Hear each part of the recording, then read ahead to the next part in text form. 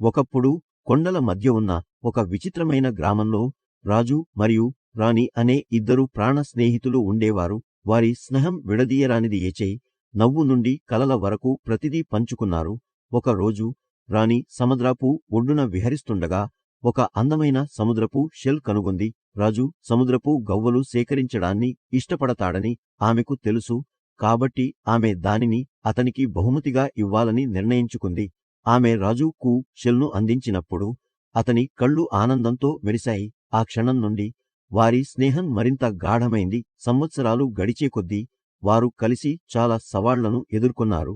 విజయాలు ఆనందంగా జరుపుకుంటారు మరియు ఓటములతో ఒకరినొకరు ఓదార్చారు. ప్రేమ, విశ్వాసం మరియు అవగాహనతో పాతుకుపోయిన వారి బంధం రోజురోజుకు బలపడుతుంది. అందుకే వారి చిన్న గ్రామం నడిబొడ్డున రాజు మరియు రాణి ల స్నేహం నిజంగా అందరికంటే విలువైన బహుమతి అని ప్రపంచానికి చూపించారు.